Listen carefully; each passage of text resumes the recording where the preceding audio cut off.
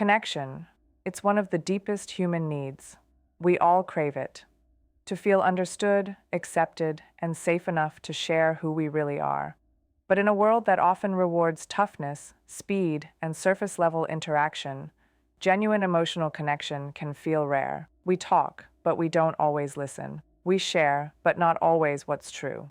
And beneath all that noise, many people are quietly longing for something simple but powerful, a safe space, a place where they can be seen without judgment, heard without interruption, loved without condition.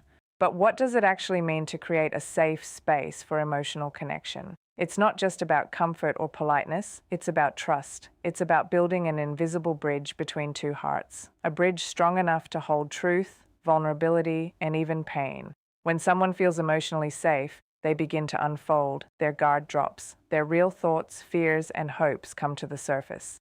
That's where connection begins, and that's where healing happens. So let's slow down and explore how we can create these safe spaces in our lives, our homes, and our relationships. Because emotional safety doesn't just happen.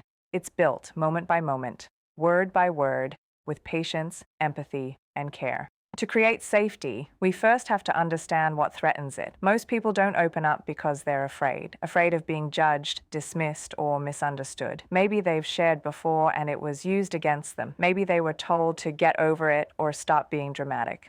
Those moments teach us something painful, that our emotions aren't welcome. And once that belief takes root, it becomes hard to trust again. So when someone chooses to open up, it's not weakness, it's courage. They're saying, I'm willing to try again. I'm trusting that you'll hold this gently. Think about that for a moment. When someone shares their inner world with you, they're handing you something fragile.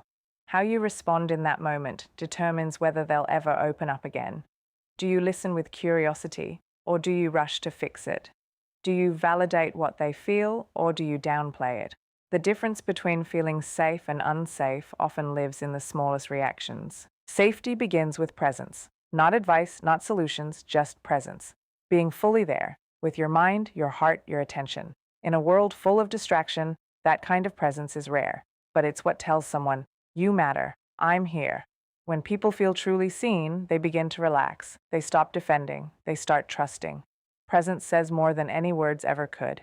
Now imagine sitting across from someone who's opening up. Maybe they're trembling a little. Maybe their voice cracks. Maybe they look down because it's hard to hold eye contact. In that moment, silence can be sacred. You don't have to fill it. You just have to hold it. Because sometimes silence is the sound of trust growing. We can also create safety through empathy. Empathy means stepping out of your own world and into someone else's. It's not about saying, I know exactly how you feel. It's about saying, I can imagine how that must feel for you. It's a soft, open stance toward another person's reality. When we meet people there, in their truth, not ours, we make space for real connection. Because empathy doesn't require agreement, only understanding. Another part of creating emotional safety is learning not to react defensively.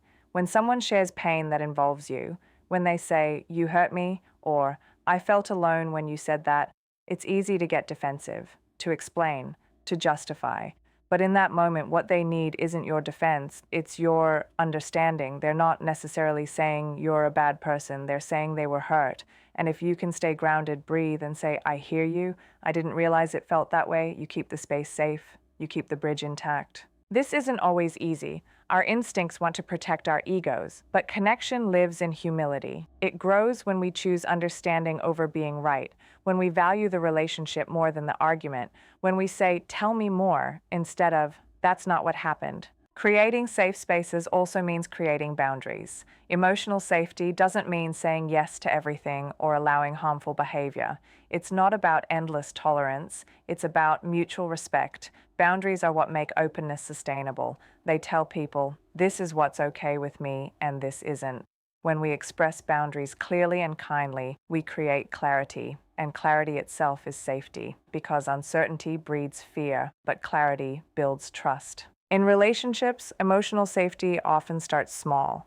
It's in the daily moments, the tone you use, the patience you show, the way you respond to disappointment.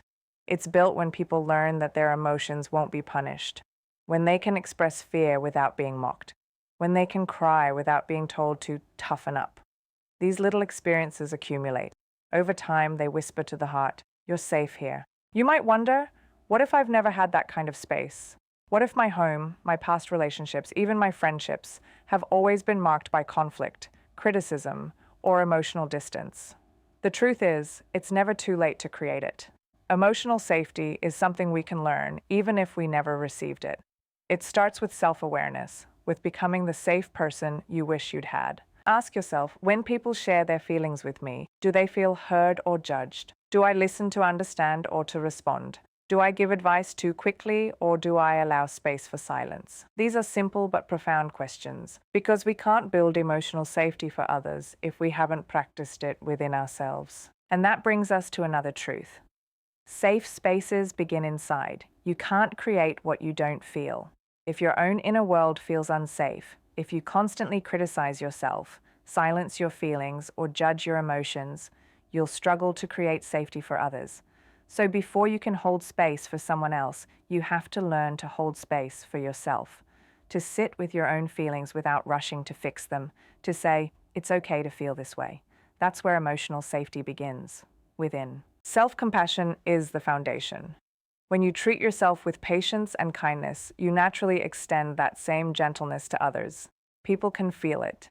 They can sense when you're a safe person, not because you're perfect, but because you're present, accepting, and real. Now imagine what the world would look like if more people knew how to create these spaces, if workplaces encouraged vulnerability instead of competition, if families talked openly instead of hiding pain, if friendships were places of healing, not gossip. Our culture would look completely different, because when emotional safety exists, everything else flourishes. Trust, creativity, intimacy, love. Even science backs this up. Psychologists have found that emotional safety activates the part of our brain responsible for empathy, connection, and problem solving.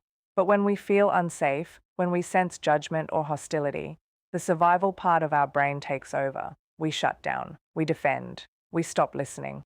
So emotional safety isn't just a nice idea. It's a biological necessity for meaningful connection. Without it, we survive, but we don't thrive. One of the most beautiful things about safe spaces is that they allow people to be imperfect, to be human. Because connection doesn't happen through perfection, it happens through honesty. It happens when someone says, "I'm not okay," and instead of being met with advice, they're met with presence. When someone says, "I feel lost," and the response is, "I've felt that way too." In that moment, shame begins to dissolve. Because shame can't survive empathy, it melts in its warmth. But safety doesn't mean avoiding hard conversations. It means learning how to have them with respect and compassion. You can disagree and still stay connected. You can express truth without harm. When both people feel safe, honesty becomes a bridge, not a weapon. That's how emotional maturity grows. Not through agreement, but through respectful understanding. Sometimes creating safety means going first. It means modeling vulnerability, saying, "I was wrong," or "that hurt me, but I still care." When one person dares to be real, it gives the other permission to do the same. Vulnerability is contagious. And when people feel safe enough to be vulnerable, that's when relationships deepen. That's when love becomes something more than comfort. It becomes transformation. Think about the last time you felt truly safe with someone. What made it different? Was it their words or their energy? Most likely, it was the feeling that you could be yourself, that nothing you said would be used against you, that they wouldn't try to fix you, just be with you. That feeling, that deep exhale of trust, is what makes connection possible. Creating safe spaces also means slowing down. In a world that moves fast, emotional connection requires stillness. You can't rush trust. You can't microwave vulnerability. It grows slowly, like roots beneath the surface. Each time you listen without judgment, you water those roots. Each time you respond with kindness instead of criticism, you strengthen them. Over time, those roots become the foundation of something unshakable. Sometimes people worry that being a safe space means being soft or passive, but it's actually the opposite. It takes great strength to hold someone's truth without collapsing or reacting. It takes courage to stay grounded when emotions run high. Safe spaces aren't built by fragile hearts. They're built by steady ones, hearts that know how to bend without breaking. And perhaps that's the ultimate gift of emotional safety. It turns love into something resilient.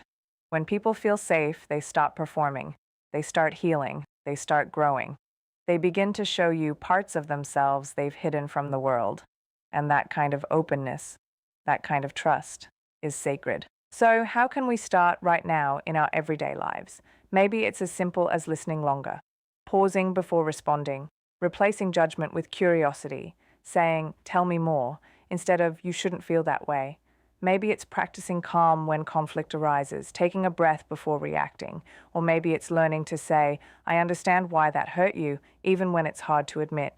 And remember, safe spaces don't have to be big. They can exist in a 5-minute conversation, a late night talk, a quiet car ride. What matters isn't the setting, it's the presence. It's the intention to make someone feel that, in this moment, they don't have to hide. So, as you listen to this, I invite you to reflect.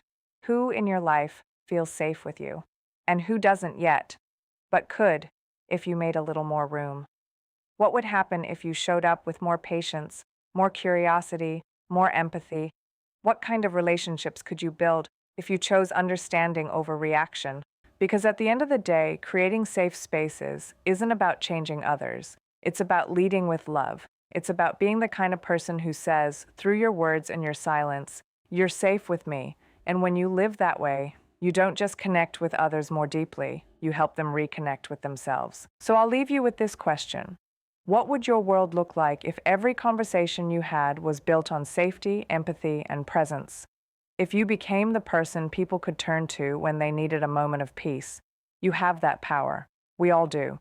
The question is, will we use it?